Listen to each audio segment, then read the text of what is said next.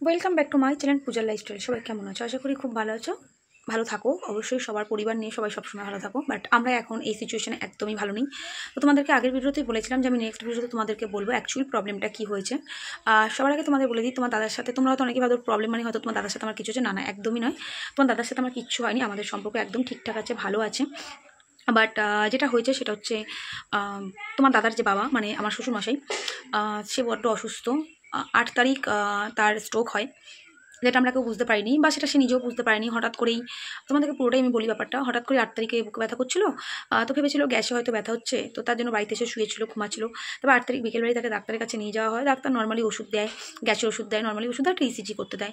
তারপরে যখন ইসিজিটা করা হয়, ইসিজিটা করার পরে ইসিজির রিপোর্টে দেখা দেয় যে তার দুটো ব্লকেজ এসছে হাড়ে, আর স্ট্রোক হয়ে গেছে।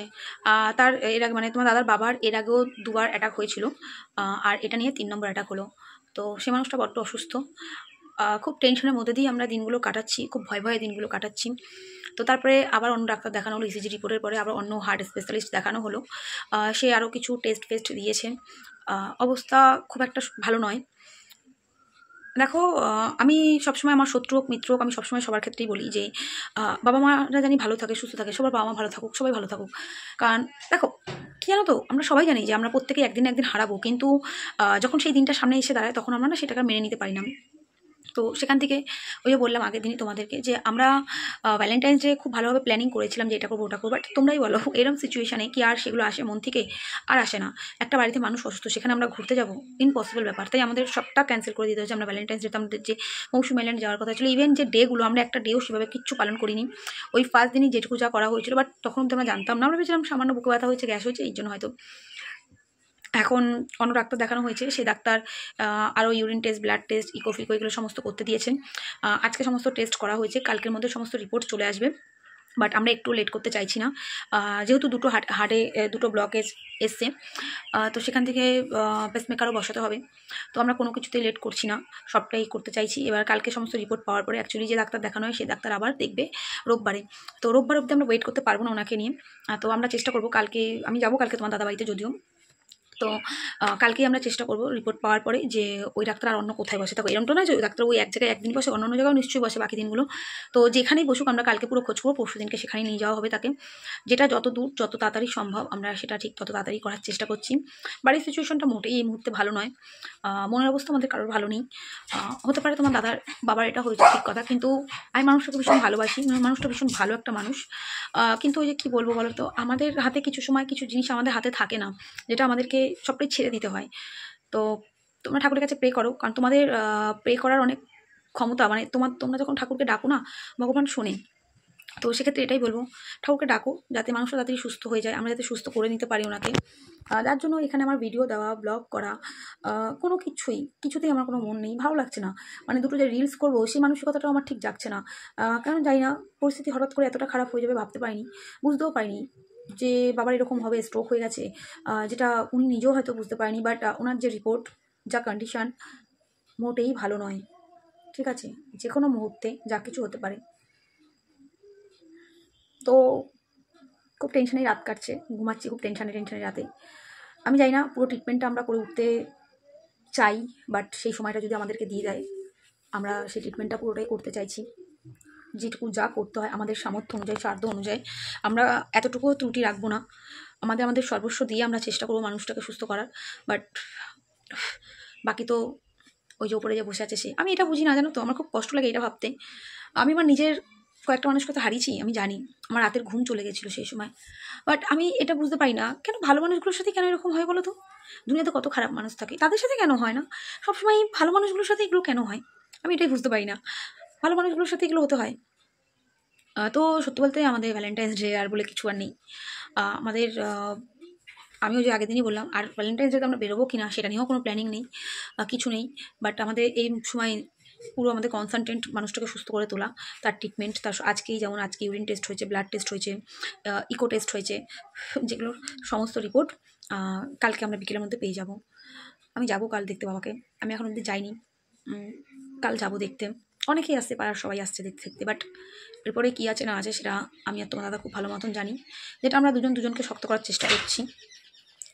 তোমার দাদাও মনের দিক থেকে তো অনেকটাই ভেঙে পড়েছে, বাট ওপর থেকে দেখাচ্ছে, আমি তো বুঝি মানুষটাকে, ওপর থেকে দেখাচ্ছে ও স্ট্রং, আমাকে বলছে না আমাকে স্ট্রং থাকতে হবে। আমি হ্যাঁ অবশ্যই থাকতে হবে, আমাদের দুজনকে স্ট্রং থাকতেই হবে, কারণ পুরোটা আমাদেরকে সামলাতে হবে, তাই স্ট্রংটা আমাদেরকে থাকতে হবে। তো সেখান থেকে আমাদের কোনো রকম কোনো ভিডিও আমি তার জন্য দিতে পারছি না বলতে পারো। একটা ব্লগ যে করবো বলো না, একটা মন মানসিকতা তো সেরকম থাকতো একটা মানুষের, সেই মন মানসিকতাটা যদি ঠিকঠাক না থাকে তো ব্লগটা কী করে করবো বলো তো? তো সেই ব্লগ করার মতো মন মানসিকতা পুরো নেই, কিছু নেই।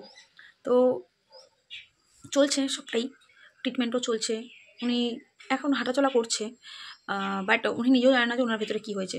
সেটা আমরা কেউ বাড়ির শুদ্ধ কেউ বলিও নি, মানে বাড়ির শুদ্ধ কেউ বলিনি বলতে অ্যাকচুয়ালি মেনলি রিপোর্টে কী আছে সেটা তোমার দাদা আর আমি জানি। বাড়িতে মাকেও সেভাবে ডিটেলসে কিছু বলিনি আমরা, শুধু এটুকুনি বলেছি যে ইমিডিয়েটলি ট্রিটমেন্টগুলো করতে হবে আমাদেরকে, পেসমেকার বসাতে হবে, ওনার হার্টের পেসমেকারও আমাদের বসাতে হবে, সবটাই করবো, কিন্তু যদি সেই সময়টা পেয়ে যাই, কারণ যদি সেই সময়টা না দেয় তাহলে খুব মুশকিল হয়ে যাবে। আমরা আমাদের দিক থেকে সবটাই চেষ্টা করছি, বাকি ওপরে ভগবান আছে, তোমরা অবশ্যই প্রে করো। দেখো, হতে পারে উনি আমার শ্বশুর মশাই, হতে পারে তোমার দাদার বাবা, বাট মানুষটা খুব ভালো জানো তো। আর আমি এটা কখনোই চাই না কোনো সন্তান না তার বাবা মা হারা হোক, আমি চাই না, আমি বা কারোর কাছের মানুষ হারিয়ে যাক, এটা কখনো চাই না। আমি আমার নিজের কাছের মানুষকে হারিয়েছি, আমি জানি যন্ত্রণা কী। প্রতি একটা দিন ভয়ে ভয়ে রাতে ঘুমানো, যে এই বোধহয় কোনো খবর আসলো, এই বোধহয় কোনো খবর আসলো, এই আতঙ্কেতে দিন আমি কাটিয়েছি। তো সেই ভয়টা না আবার মনের মধ্যে বসতে শুরু হলো যে এই বোধহয় ফোন করবে, এই বোধহয় কিছু একটা খবর আসলো, এরকম একটা ভয় মনের মধ্যে কাজ করছে। তো জানি না ভগবান কী চায়, কী হবে কিছু বুঝতে পারছি না। দেখো, যে কোনো ট্রিটমেন্টের তো একটা মিনিমাম টাইম তো দিতে হবে, সেই টাইমটা দিয়েই যেমন জানার পর থেকেই আমরা দুটো ডাক্তার অলরেডি মানে প্রথম দিনকে নর্মাল একটা ডাক্তার দেখিয়েছিলাম, বাট সেই ইসিজি রিপোর্ট দেওয়ার পরেই, তখন যখন ইসিজি রিপোর্টে দেখলাম দুটো হাড়ে দুটো ব্লকেজ ধরা পড়েছে, ইভেন স্ট্রোক হয়েছে, আমরা সাথে সাথে যে বুকের স্পেশালিস্ট, চেস্ট স্পেশালিস্ট তাকে দেখানো হয়েছে, সে সমস্ত টেস্ট দিয়েছে, সেগুলো আজকে করানো হয়েছে। বা রিপোর্টটা বেরোনোর মতন তো সময়টা লাগবে, কালকে রিপোর্ট বেরোবে, সে ডাক্তার রোববার বসে, আমরা রোববার অবধি ওয়েট করবো না, তারপরে সে রিপোর্ট দেখে কী বলে তারপরে বাকি প্রসেসটা আমাদের চলবে। তো তার জন্যই তোমাদেরকে রিলস ভিডিও কিছু দিতে পারছি না, আমি সেভাবে মানে কোনো আপডেটই তোমাদের হয়তো দিতে পারছি না। জানি এটা আমার একটা কাজের জায়গা, এখানটাও আমাকে সেভাবে চলতে হবে, কিন্তু কী হতো মন মানসিকতা মানে ফট করে আমার একটা খবর শুনেছি হয়ে গেছে, তো মানে নিজেদেরকে না সেভাবে ঠিক গুছিয়ে তুলতে পারছি না। তোমার দাদারও মনের অবস্থা ভীষণই খারাপ এই মুহূর্তে দাঁড়িয়ে, যেটা হয় আর কি স্বাভাবিক, তোমরা নিশ্চয়ই বুঝবে, যাদের বাবা মা আছে অসুস্থ বা যাদের বাবা মা নেই তারা নিশ্চয়ই বুঝতে পারবে যে এই সিচুয়েশানটা কীরকম যায় বা এই সিচুয়েশানটা কীরকম হতে পারে, তোমরা বুঝবে। তো ঠাকুর কাছে পে করছি, জানি মানুষটা তাড়াতাড়ি সুস্থ হয়ে যায়, উনি অনেকের জন্য অনেক ভালো করেছে, হয়তো অনেক বেঈমানরা সেগুলো ভুলে গেছে, বা ওই যেটা হয় আর কি, কারোর জন্য ভালো করলে না সেটা সে মানুষটা ভুলেই যায়, সেটা বেঈমানি বলো সে যাই বলো, সব মানুষ ভুলেই যায়।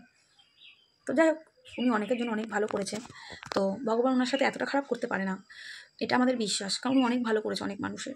তো এটা আমার বিশ্বাস যে ওনার সাথে এতটা খারাপ হতে পারে না, আমরা চেষ্টা করবো ওনাকে সুস্থ করে তোলার। তো সেই চেষ্টাটাই চলছে, তাই জন্য তোমাদের কাছে আমি ভিডিও দিতে পারছি না, তো ক্ষমা করে দিও ভিডিওটা না দিতে পারার জন্য, কারণ আমার সেই মন মানসিকতা পরিস্থিতি এই মুহূর্তে দাঁড়িয়ে নেই যে আমি ডেলিকার ব্লগ করবো, রিলস করবো, তোমাদের দেবো, আমার সেই মানসিকতা নেই গো। আগের দিন তোমাদের বললাম না যে আমাদের ডে শুরু হওয়ার আগেই এই বছর ডে শেষ হয়ে গেছে, সেই পরিস্থিতিই নেই আর, খুব টেনশনের মধ্যে থেকে দিনগুলো কাটছে, এই কী হলো এই কী হলো, এই একটা ভয় মনের মধ্যে কাজ করছে সারাক্ষণ। মানে তোমার দাদাকে ডাক্তার নিজেই বলেছে যে উনি ঘুমাবে, যে এরকমও হতে পারে আর ঘুম থেকে উঠবেই না, ওনার মানে ডাক্তার ডাইরেক্ট রিপোর্ট দেখে বলে দিচ্ছে যে উনি এখনও বেঁচে আছে কী করে, মানে এরম টাইপের কথা বলছে, বুঝতে পারছো তো। যখন কোনো ইসে বলে না ডাক্তার এই ধরনের কথা, তা বুঝতে পারছো তো বাড়ির লোকের কী অবস্থা হতে পারে। তোমার দাদাকে বলেছে যদিও, বলছে ওনার যা রিপোর্টের অবস্থা উনি বেঁচে আছে কী করে এখনও, তোমরা ইমিডিয়েট ট্রিটমেন্ট স্টার্ট করো। তো সেটাই করছি, ভগবানকে ডাকছি যাতে সবটা ঠিক হয়ে যায়, আর তুমিও ভগবানকে বলো যাতে, তোমরাও ডাকো যাতে তাড়াতাড়ি সবটা ঠিক হয়ে যায়। আমরা যদি আর যতটুকু পারবো তোমাদেরকে আমি ভিডিওর থ্রুতেই সবটা আপডেট দেওয়ার চেষ্টা করব, কি হচ্ছে না হচ্ছে আমি চেষ্টা করব, ব্লগ তো আমি করবো না, বাট এইভাবেই তোমাদেরকে কিছুটা হলেও আমি আপডেট দেবো যে উনি কেমন আছে। তারা যারা আমাকে ভালোবাসে তারা অবশ্যই একটু পে করো যাতে মানুষটাকে আমরা সুস্থ করে তুলতে পারি, যাতে তাড়াতাড়ি ভালো হয়ে যেতে পারে। ওই যে বললাম হাঁটাচলা করতে হয় না, কিছু মানুষ মানে নিজে বুঝতেও পারে না যে নিজের শরীরের মধ্যে কী হচ্ছে, তা ওনার অবস্থা সেটাই, উনি নিজে জানেন ওনার ভিতরে কী হয়ে গেছে, এটা আমরা কেউ জানাবো না।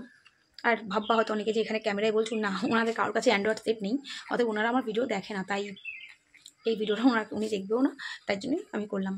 তো যাই চলো টাটা, সবাই ভালো থেকো সুস্থ থেকো, টাটা।